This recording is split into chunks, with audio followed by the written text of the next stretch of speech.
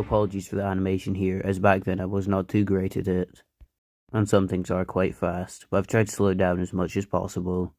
So first you take the ball joint you can see at the top, and the whole rear end will just fold and it will point up to the sky. Unfortunately, I do recall this connection being quite loose, as it was only held on by this one mixel joint. And you can see it actually does just untap from the side. So it should look something like this. And I did design this transformation before the Studio Series toy, so it was quite difficult to base it on anything, as I had not seen the movie at the time of making it. So I based it on the Studio Series promo pictures.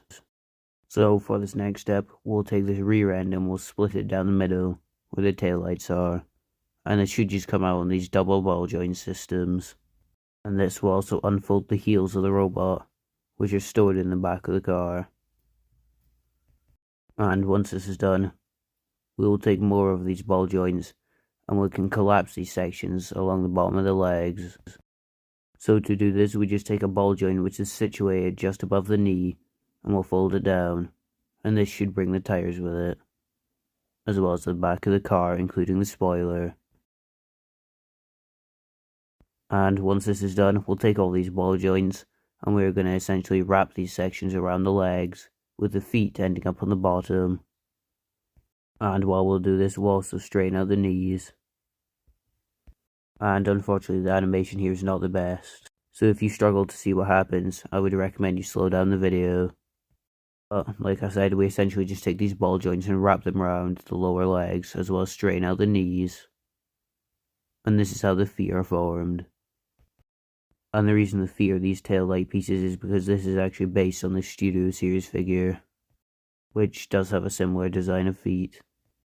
Once this is done, we can return to the front of the car. And from here we'll take those slightly square sections of the headlights, and on the hinge above the wheel we'll just fold them out, as this is going to give us clearance for later steps.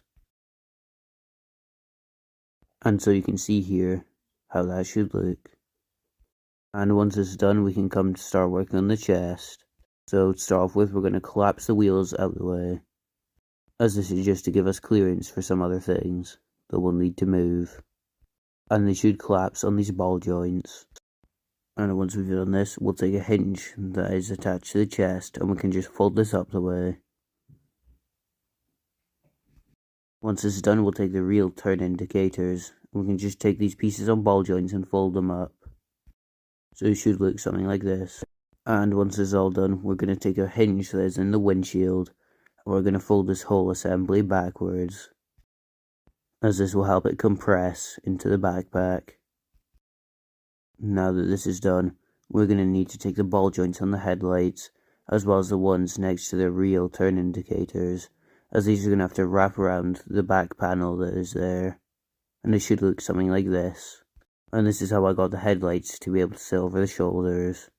Now on the single stud connection, we can take the chest, rotate it, and tab it down.